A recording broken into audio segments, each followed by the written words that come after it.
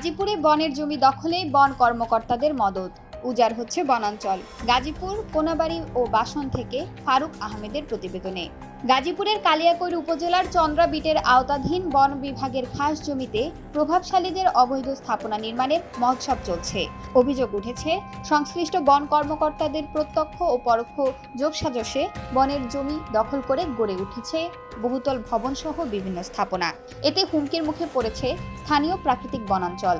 তদন্তে উঠে আসা চিত্র, সরজমিনে দেখা যায় কালিয়াকৈর থানার মোল্লাপাড়া ৭ নং ওয়ার্ডের চন্দ্রা বিটের আওতাধীন বন বিভাগের জমিতে স্থানীয় বাদশা মিয়া নামে এক ব্যক্তি বহুতল ভবন নির্মাণ করছেন। স্থানীয়দের অভিযোগ, কালিয়াকৈর রেঞ্জ অফিসার শহীদুল হাসান শাকিলের মৌখিক সম্মতি এবং রেঞ্জার ইকবাল মিয়ার সরাসরি তত্ত্বাবধানে এই নির্মাণ কাজ চলছে।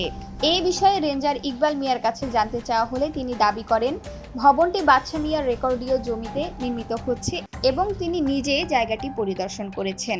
তবে ভবনটির চতুর্পার্শ্বে বন বিভাগের খাস জমি থাকা সত্ত্বেও ওই জমির কোনো সুনির্দিষ্ট সীমানা নির্ধারণ করা আছে কিনা এমন প্রশ্নের কোনো সদুত্তর দিতে পারেননি তিনি। এতে স্থানীয়দের মধ্যে প্রবল আশঙ্কা তৈরি হয়েছে যে কোনো বড় অঙ্কের অবৈধ লেনদেনের বিনিময়ে বন কর্মকর্তারা বিষয়টি এড়িয়ে যাচ্ছেন। অব্যাহত দখলদারিত্ব। দখলের এই চিত্র শুধু মোল্লাপাড়াতেই সীমাবদ্ধ নয়। নিকটস্থ পুলুসারা মহল্লায় মমিনুল ইসলাম এবং জুয়েল নামের দুই ব্যক্তি বন বিভাগের কর্মকর্তাদের নজরদারির মধ্যেই কোনো ধরনের ডিমার্কেশন ছাড়াই নতুন নতুন স্থাপনা নির্মাণ করছেন। এভাবে চলতে থাকলে চন্দ্রা বিটের আওতাধীন বারুইপাড়া এলাকায় বনভূমি অচিরেই মানচিত্র থেকে হারিয়ে যাবে বলে স্থানীয় সচেতন মহল মনে করছেন। জনসাধারণের প্রতিক্রিয়া, বনের জমি এভাবে ব্যক্তিগত দখলে চলে যাওয়ায় ক্ষোভ প্রকাশ করেছেন স্থানীয় বাসিন্দারা। তারা জানান, বনের রক্ষকই যখন ভক্ষকের ভূমিকা পালন করে তখন সাধারণ মানুষের আর কিছু করার থাকে না।